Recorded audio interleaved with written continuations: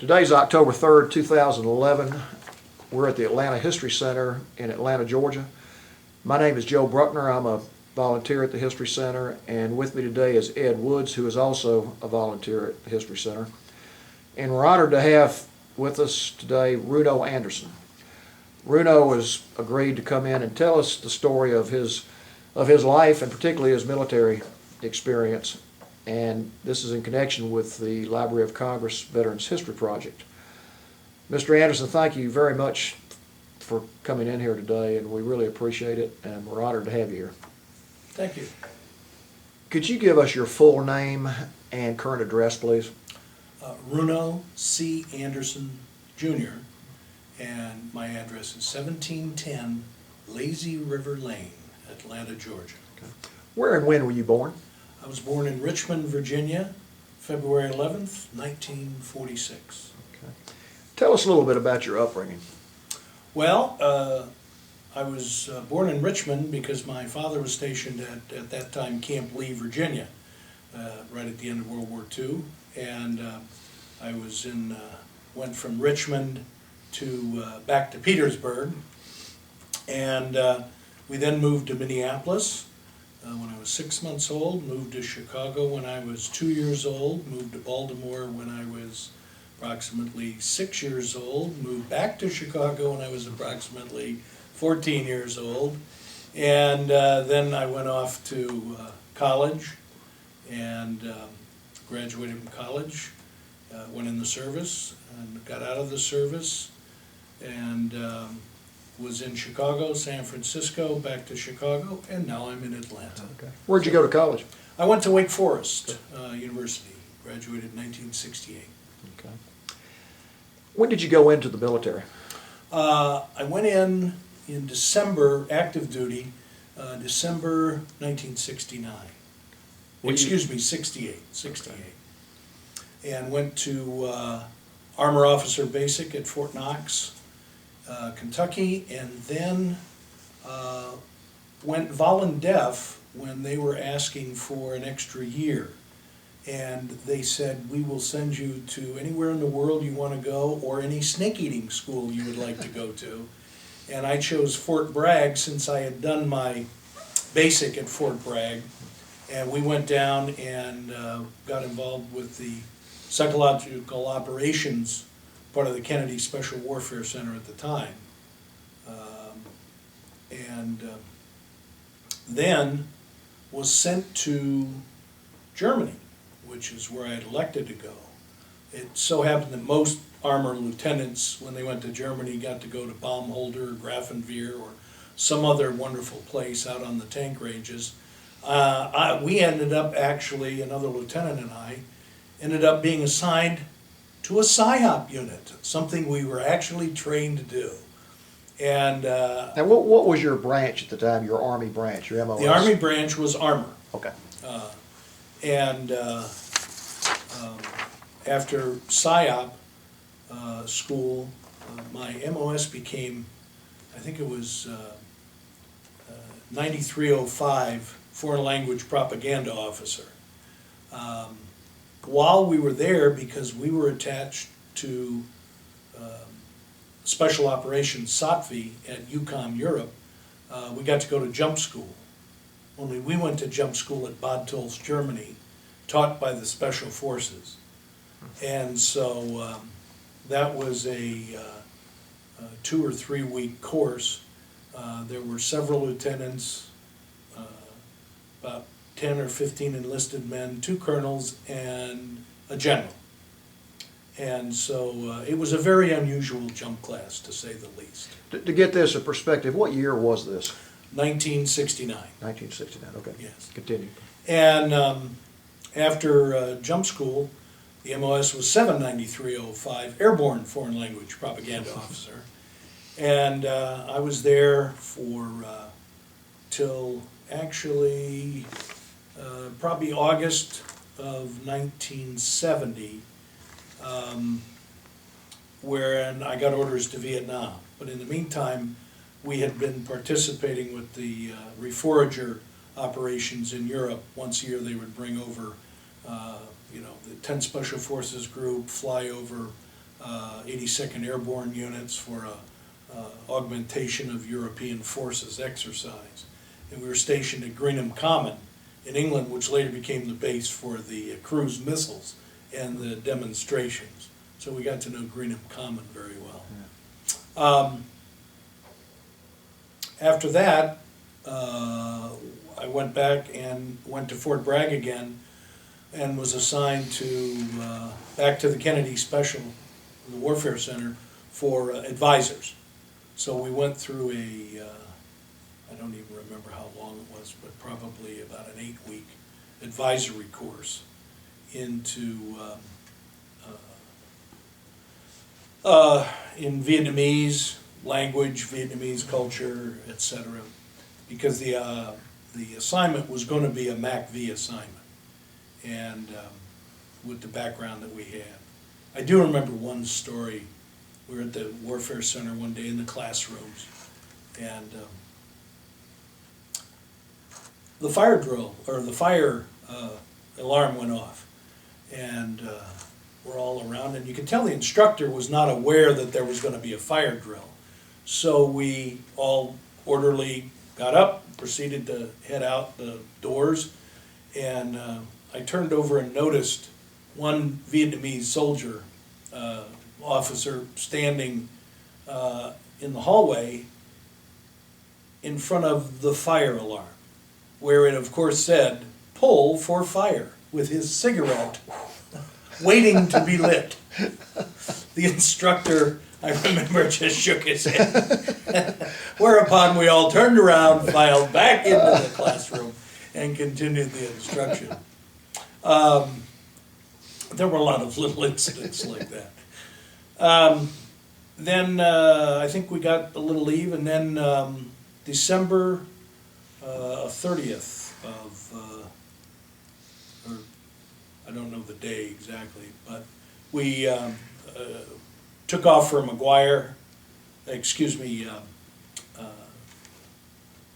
what was the Air Force Base in California, in Fairfield? McGuire was in New Jersey. Not Travis. Travis, yeah. So we all went to Travis, those of us that had assignments, and got to remember we got to Alaska, we got to Anchorage or wherever the refueling stop was at the time. I remember they had martinis lined up at the bar. Some of us were in dress greens because we hadn't been to Vietnam. Many of the returnees to Vietnam were, of course, in fatigues. Yeah. But it didn't seem to make any difference with the martinis lined up because you had as many as you can in the short time you were allowed. Got back on the plane and went back to sleep. So it was kind of suspended animation because we arrived at Bin Hoa, actually, north of Saigon, and the first day there was the 31st of December. And I don't remember the time, but right after dark, the whole perimeter lit up, and of course all of those newbies dove under the mattress, and all of the old guys laughed their butts off because it was New Year's. Oh, okay.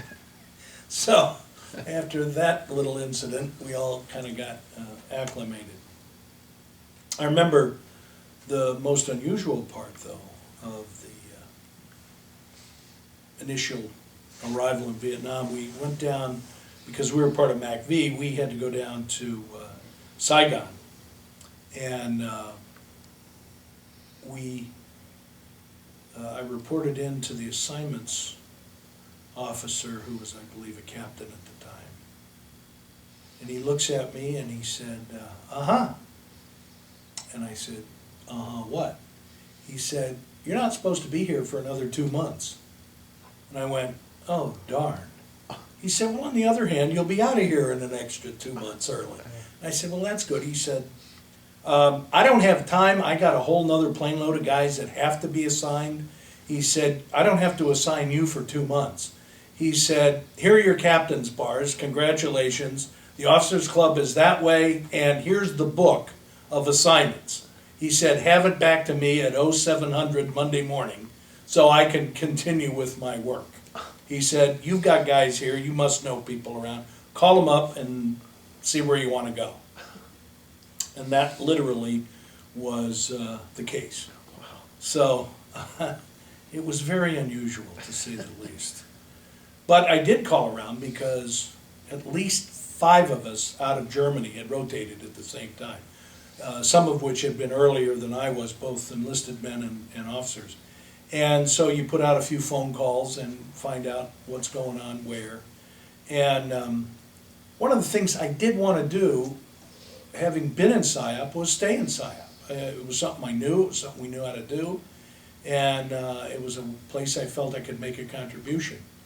So I ended up choosing an assignment up on the Cambodian border in Dar-Lac, largest province area-wise in Vietnam. It was home to a 55,000 watt radio station that had been put up by the Australians, and the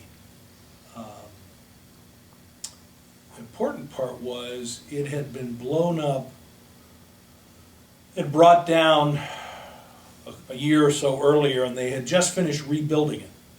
And they wanted somebody up there with the ability to help run the radio station, help coordinate with special operations, which were in the area.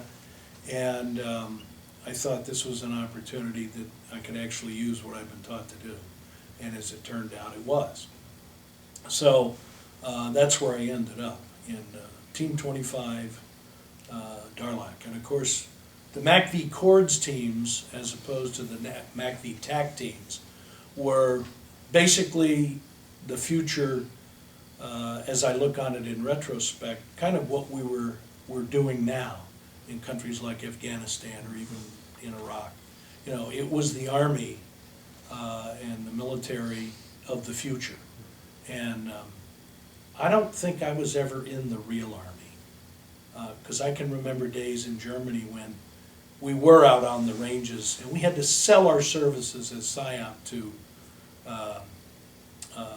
exercise commanders. Mm-hmm. And so we'd come up with our printing presses, and we'd come up with microphones and aggressor forces, uniforms and things that we would help them out. And this one captain came in, and he looked at the tent where we had the printing presses with our 60 kW generators and 10 below outside, and we're playing classical music and writing leaflets, and he just kind of shook his head and said, "What army is this?" I want to ask you a question. You're using a lot of acronyms. And perfectly honest, I don't have a clue what you're talking about. Psychological operations? Yeah, MIAC, SAIAC, or whatever kind of acts you got there. Yeah. Am I right? Acronyms? No. Well, MACV was the Military Assistance Command of Vietnam. Okay. They were the controlling military force in Vietnam, command structure. CORDS was Civil Operation Rural Development Support. So it was basically nation building groups. The team was comprised of military, State Department, CIA, nurses, doctors, police advisors. We had some nuns on the team that had been in Vietnam for years and years, and it was truly a cross-trained team of people who were trying to help the Vietnamese in the area establish government, police, Okay, medical. That's what it was for. that's what I was trying. Yeah. So it was different. I mean, we were not out, aggressively hunting enemy. Although the enemy seemed to find us from time to time, but it consisted of mortar shelling and things like that. In Vietnam, the interesting part was we all had counterparts. I had a counterpart, my psychological operations group. In addition to the radio station, there were regional forces known as RFs, and there were PFs, which I think were provincial forces. And it was kind of like the regular army and the National Guard. And what was interesting about it was that they were trying to institute disciplines and procedures and protocols that made them more efficient at what they did so they could actually protect the people in the area. But there was only so much you could do. So I kind of had a twofold operation. I worked with the Americans, with the hospital people, for example, trying to get them supplies they needed. We had a Vietnamese hospital with the American doctor who was a surgeon trained at the Mayo Clinic. And he asked if I wanted to come see the operation one day. And when I say the operation, as in he was going to do an operation, would I like to stand in? And I said, certainly. So I scrubbed in with him, and my first job in there was swatting flies. That's how primitive it was. And that was pretty bad. And you were dealing with the civilians all day. And we were dealing with civilians on that side. And so what was unusual was that I knew that there were a lot of supplies around, and so I called some of my friends down in the Trang, and we were actually able to get supplies for the hospital. But how we got them was a little unusual. I don't think I'm letting any cat out of the bag to say over there a number of U.S. military wanted to get vasectomies. And you had to have a note from your mommy saying you could get one, or your wife.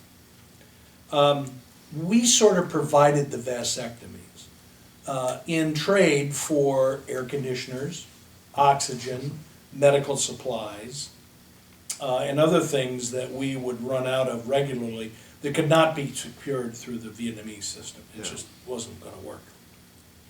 So they would fly up, bring all their contraband that would help us out. We gave them a martini lunch, a vasectomy, and sent them on their way. In which case we got an air-conditioned operating room and at least enough oxygen to get us through a given month. So, you know, if you look at it, one day we're doing an operation, and it just so happened the doctor called me up at about 11 at night and said, "You want to help me?" And my Vietnamese was better than his. And a little young boy had been shot. He was a member of the Provincial forces. He got shot by his own people, accidentally, and it shattered his AC joint in his shoulder, but it also gone through his chest, and he was bleeding. And so we went out, we got there. The family thought he was dead and would not give blood. In my rough Vietnamese, I encouraged the father, whether he would give blood or not, at least to have the family give blood. And they did. And the doctor looked at me and he said, "Do you realize you just passed up 11 years of medicine to be where you are?" And I said, "No, and I don't think I want to know." But what was amazing was I held the kid's heart in my hand, beating, because his chest cavity was filling up with blood, and we couldn't find where the leak was. And it wasn't spurting or anything, but it was filling with blood. We'd irrigate, it would fill up with blood. So he said, "Here," and he hands me the heart, and I'm squeezing the heart, and by me taking it away from him, it exposed the aorta, which had been nicked just ever so, I mean, millimeter of the thing, the kid would have been dead.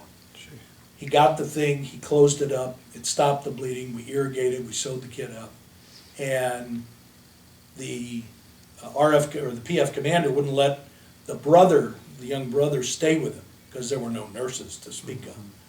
And but he did live, and his brother came to us one day.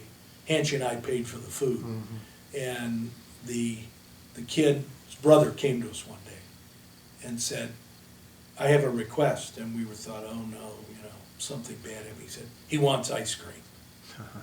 And so, we never saw him again. But, those are an experience that you can't have in an entire life that would never happen anywhere else in the world.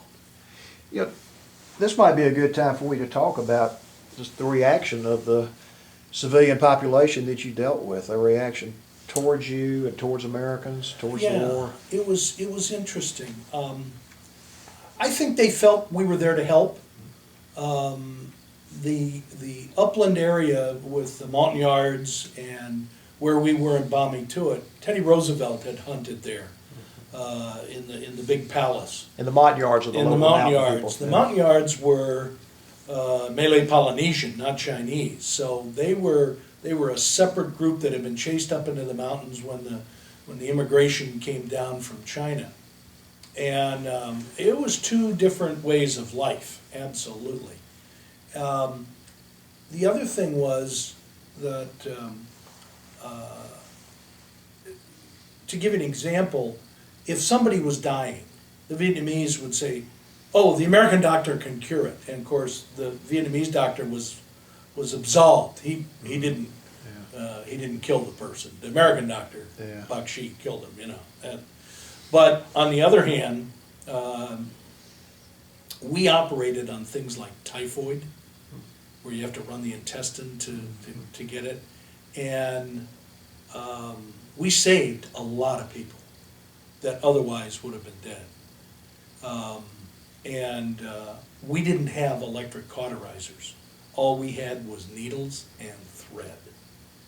I mean, Bob used to say, we're operating like in the 1890s, So, that side of the experience was just absolutely, I don't want to say breathtaking, it was just so unusual and so different from what I had expected. On the other hand, we'd go out with my counterpart, and we were actually, part of the team was the U.S. Information Agency, USIA, and that's who my direct boss was. He was an ex-network guy from California, and they were all civilians. Our assistant province commander was civilian, State Department. Bob Gordon was USIA, had known Edward R. Murrow. I mean, this was a history of people who had been in government and were volunteering. The police guy, had been with the Los Angeles Police Department for 20 years or more. And this was just an entire cross-section of experience. And it wasn't just in our province, it was in other provinces too, these teams that were put together with good intentions. But, somehow it wasn't conveyed, or it wasn't, unfortunately, it didn't have enough time to take hold. When I got in, you asked me my impressions. It didn't take long to figure you had Catholics from the South fighting communists from the North. And whether it was a civil war, it certainly was not a Chinese invasion. I mean, the North Vietnamese were as anti-Chinese as you could get. Now, they would take weapons from them gladly, but they were not in control of the situation. North Vietnam was absolutely in control of the situation. And so you had to do with what you had, I mean, the Australian ambassador came up one time, and he said to me, he says, now, Captain, we built this once, we ain't going to build it again. Well, the ambassador didn't say ain't, but you knew what he meant. Yeah. So we kept guy wires clean, and we kept fields of fire open, and we did the things that were necessary to protect the station. And the funny parts were every once in a while there was a special forces base, and who do I run into but a fellow I went to high school with. Really? And I said, you're here? He said, oh, no, we're not supposed to be here. Oh, I see, so you're not here. Right. I said, so I guess I'm not supposed to put the radio message in at 12:01 a.m.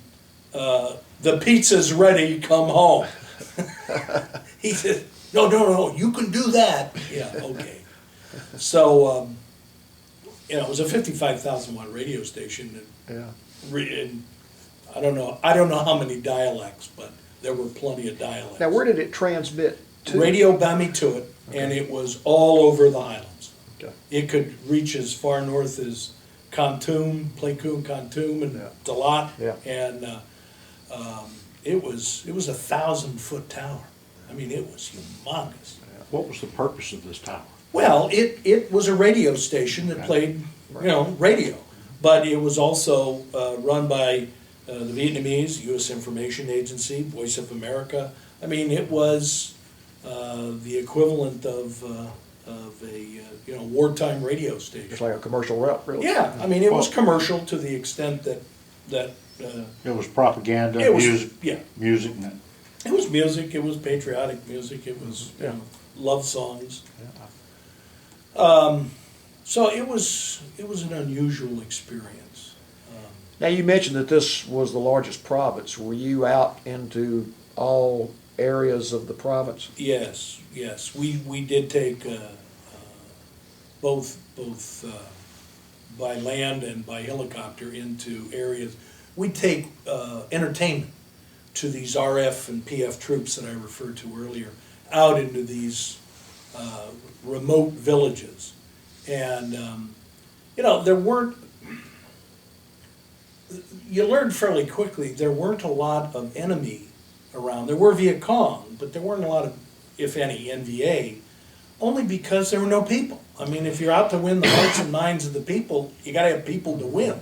And there weren't that many. The people were all down on the coast.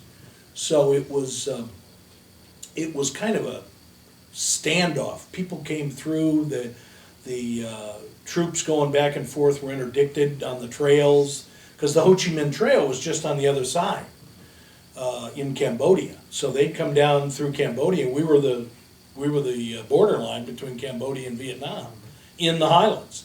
So kind of like the Pakistani-Afghan border, I mean, they just came down undisturbed in Cambodia. Well, they were disturbed a few times. And then they came down and went into 3 Corps and into down into the coast in 2 Corps. So, you know, that was one of the things. The other thing that I got involved in was it sounds like I didn't have a lot to do, but you know, the question was, you didn't want to sit around doing nothing, so you got involved and volunteered where you could. And I was the paymaster, so I'd go down and pick up the payroll for a lot of the guys, and that was getting on an otter, and we were the last stop, so it was Bamituit and a train. Coming back, there were 4 stops. That's where I learned to sleep on an airplane. And we took airplanes that, we were flown by Air America. So it was all the silly things you hear about Air America, absolutely true. Like what? Well, they had this Super 18G that had turboprops. They wouldn't allow it to fly in the United States or anywhere other than Vietnam. It was overpowered, and this thing was like a fighter airplane, and the guys who piloted it thought they were. And I mean, they would just fly these things like there was no tomorrow. And it held if it held 15 people, that was a lot. And you never knew what airplane was coming. Normally it was the Otter or the Caribou, but every once in a while one of these things would land because they knew they didn't have enough people. And if you'd go and you go, oh boy, here it goes. That wasn't bad going down to the train, but the coming back part. Giania was one of the stops, and that was just a shaved off mountaintop. I mean, with a big C-123 that was at the end of the runway that had crashed. So we got down into Trang a lot.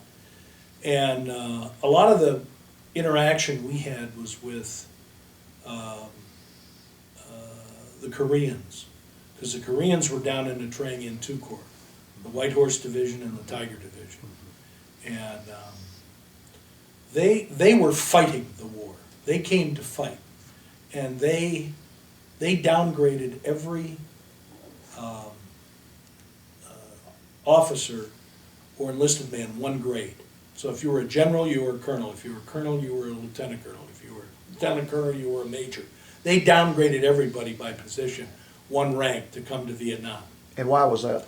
Well, they wanted to have the best and the brightest, and they really did. And they went out, and when the Koreans had search and clear, it was search and clear. They took a 10 square kilometer area, they cleared it of every living thing they could find, including cows, pigs, and chickens. They would interrogate the people to find out who was who and who was doing what. Then they would put them back in with 2 Korean observers. And the 2 Korean observers knew everything that was going on. And then they would pay him, oh, I'm sorry we ran over your goat or cow or your water buffalo. And so the salation payments were fast and furious. But, you know, the art of the way the Koreans fought the war was not the way the Americans fought the war. And pretty soon the American press got a hold of the way the Koreans were fighting the war, and the Koreans said, if that's the way you want to fight the war, have fun, but we're just going to go and be in the black market. Yeah. So they all made a fortune and went back to Korea. Yeah.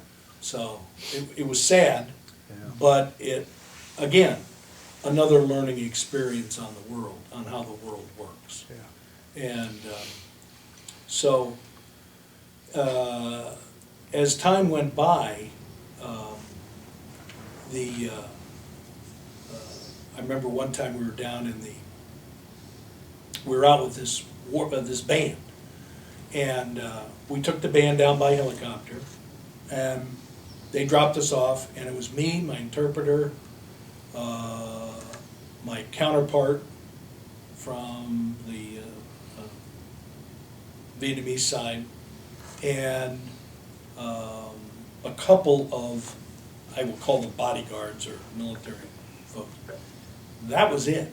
And we were down there, I was the only American for probably 100 miles around, or it felt like 100, it might have been 10 for all I know. And we're eating lunch because we're going to entertain these people in the compound. But we're in the town during the day eating lunch. And what town was this? I don't know. Okay. Okay. I have absolutely no idea where it was. But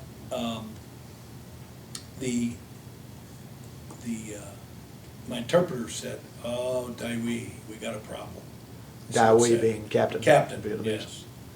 And he said, "You see, don't look over there, but there's the guys tell me some Viet Congers sitting over there eating also." And I said, "Oh, is this going to cause a problem?" And they said, "No, they're eating lunch and we're eating lunch. It's kind of like, eat lunch, don't worry about it." And so I'm eating lunch, and I happen to like hot peppers. Now, when I eat hot peppers, I sweat a lot, but I enjoy them. And so we were eating hot peppers and eating, and all of a sudden, my interpreter says, "They're laughing." I mean, they weren't but 25 feet away. They're all laughing. And I said, "Why are they laughing?" He said, "They like to see an American sweat." I said, "Tell them it's the hot peppers." And they said, "They know it's the hot peppers. They just think it's funny that you eat the hot peppers and you sweat." As it turned out, they were outside the compound during the entire show. Went on till 8:30 or 9 o'clock at night, and I slept on a table with a .45 on my chest, just laying there, all night, wondering when's it gonna happen. You mentioned the term counterpart. Would you explain what a counterpart is and your relationship with your counterpart and what you did day to day with that counterpart?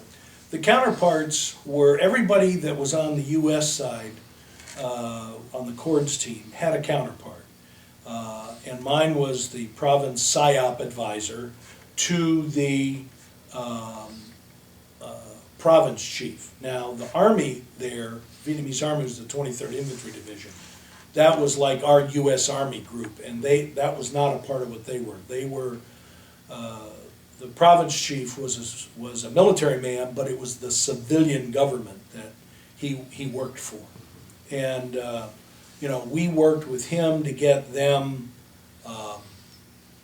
funds for a lot of giveaways, a lot of mailings, a lot of announcements, a lot of which we printed, and got to them announcing things, letting people know, communicating with them, and there was my counterpart, there was the province chief's counterpart, there was the hospital counterpart doctors.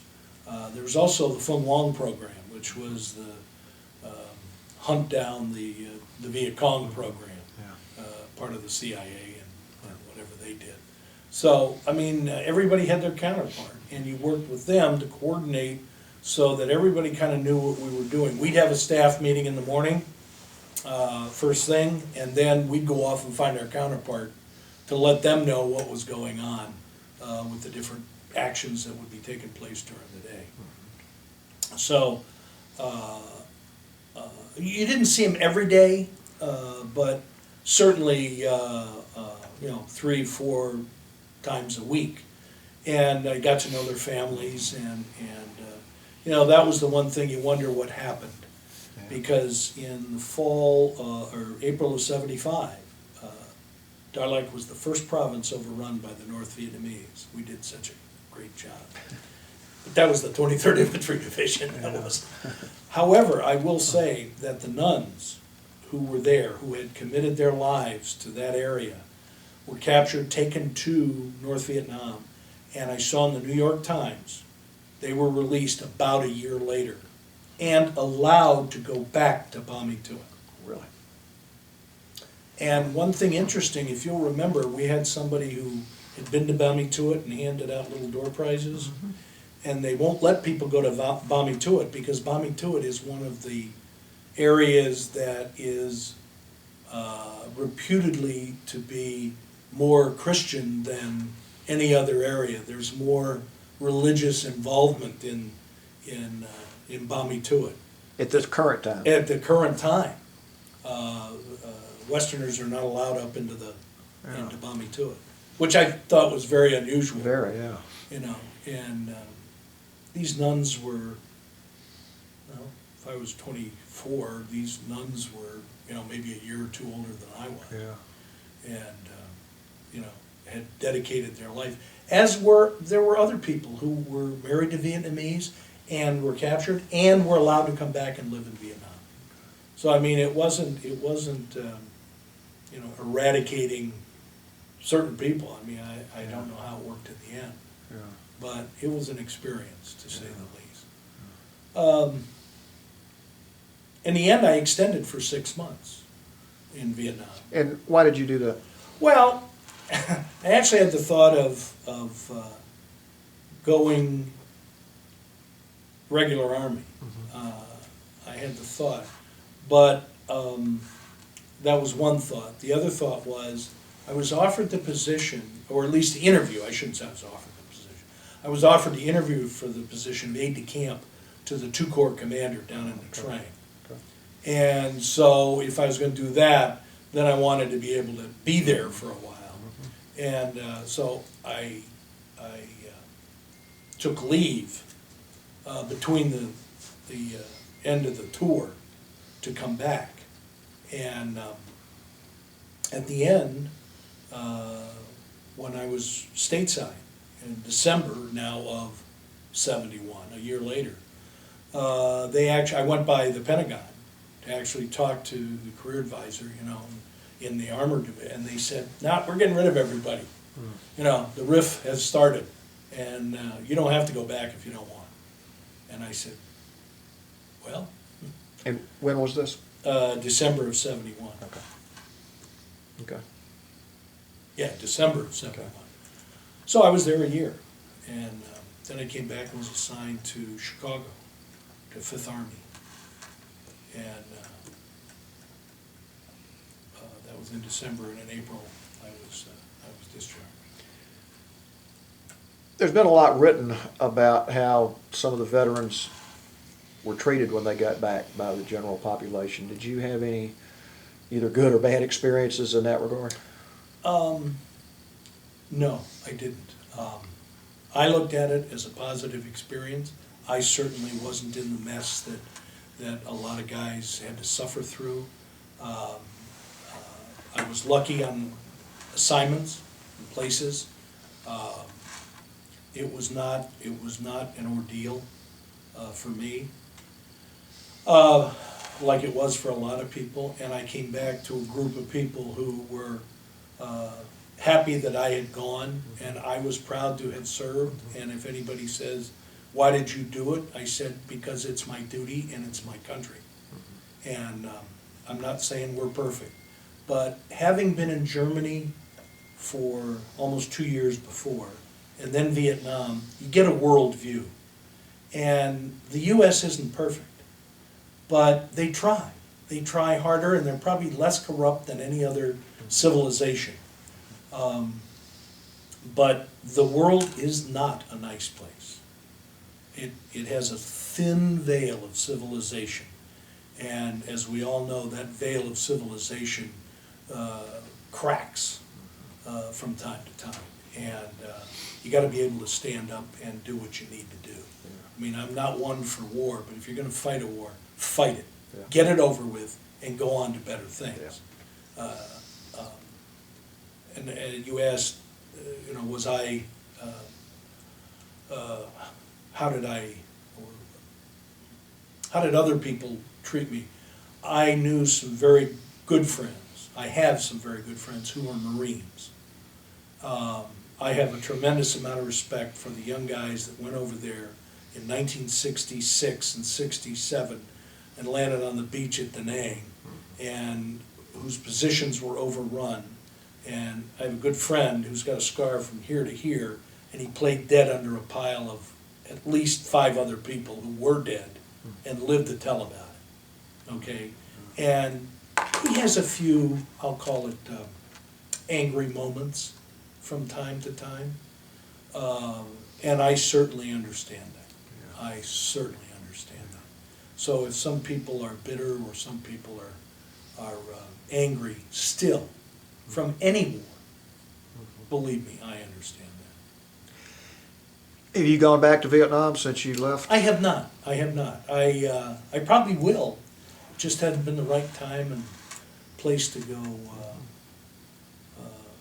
back. But I've been to Asia a lot. I traveled all over Asia, Bangkok, China, Japan, both in work and for pleasure, and Europe a lot.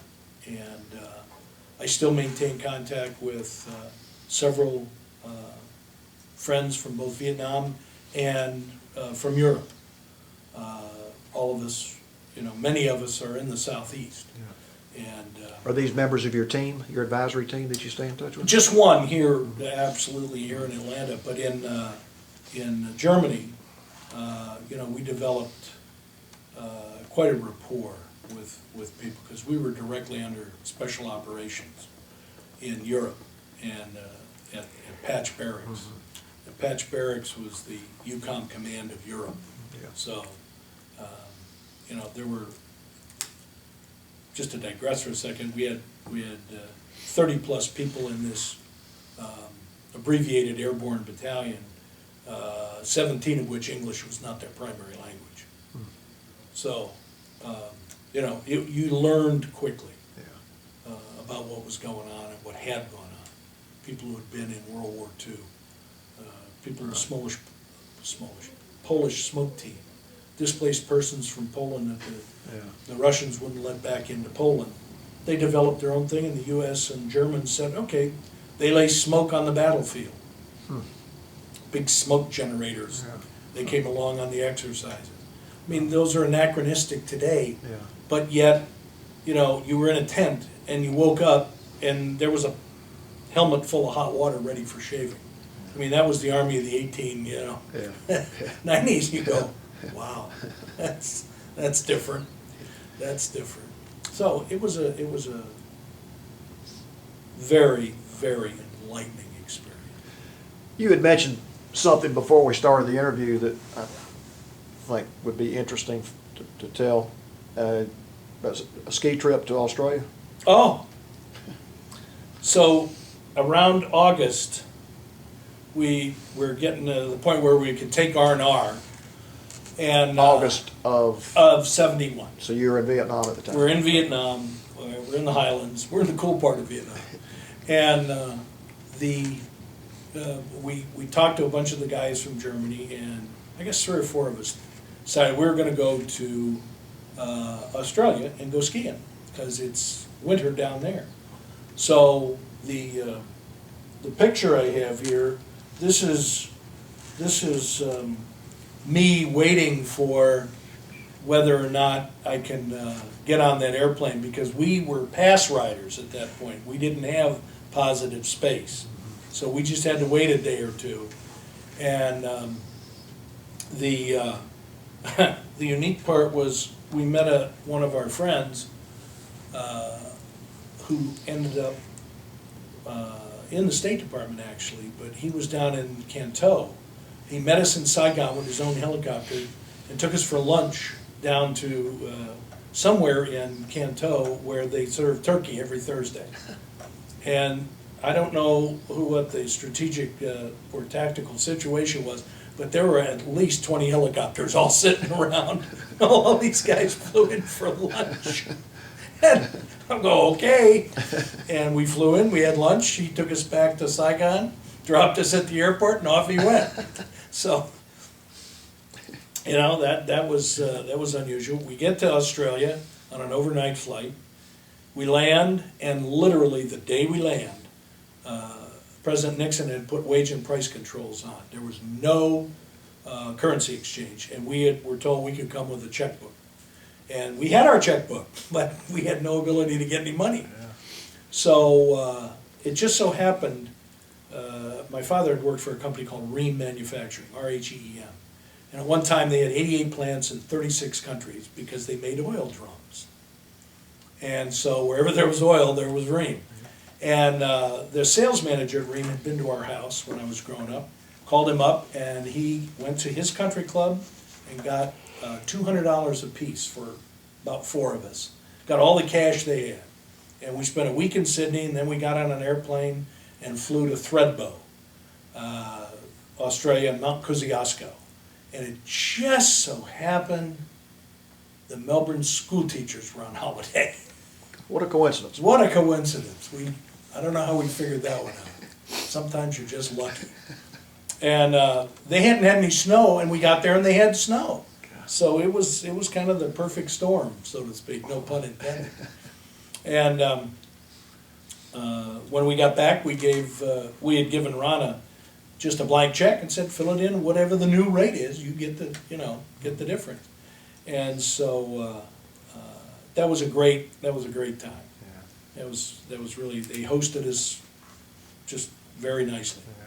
Yeah. And so, you know, the experience I had in Vietnam and in the military in general was not what other people had in the Army.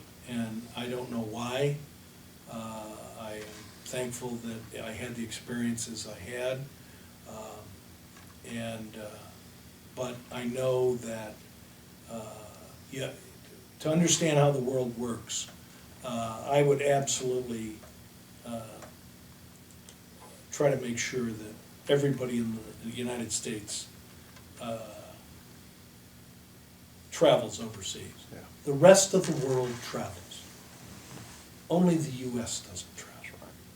And that's why I almost, from a personal standpoint, wish there would be a draft. Because, first of all, if there was a draft, the politicians wouldn't be so eager to send people into harm's way. Okay. The second part of that is, it is the great equalizer. I mean, there were rich kids, poor kids, black kids, white kids, Mexican kids. Everybody was in there. It was the great equalizer. And the military has changed, and I realize that. But, you know, it's trying to understand our place in the world takes education. And that once you've been in the military, at whatever service, Army, Navy, Air Force, Marine, Coast Guard, and have traveled and been assigned and gone through what people have gone through, some good, some bad, you have a whole new appreciation for what it takes. And then I think people would be far more judicious of how they exercise our resources. When did you leave the military? I left in April of '72, and I was going to join the reserves, and I kind of interviewed. I mean, the reserves were always anxious to have you, and I interviewed with a couple of them, but you know, I was going to get on with a career, and they wanted to act like it was, they were still, you know, full-time military 24/7. Yeah. And I just looked at that and I said, no, that's not for me. That's not for me. And so I, you know, my reserve obligation finished in, I think, 75 or 76, something like that. Tell us a little bit about what you've done from the time you got out of the military until now. Well, when I came back, I got out in Chicago, and that happened to be the headquarters of REAM. My father had passed away. I was commissioned as second lieutenant, graduated from Wake Forest, and my father died in a 10-day period. So I certainly know what passages are. So I came back and was interviewing.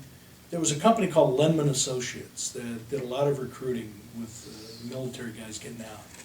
And I went with them for a while to look at different options, and REAM Manufacturing came to me and said, we'd like to have you come to work for us.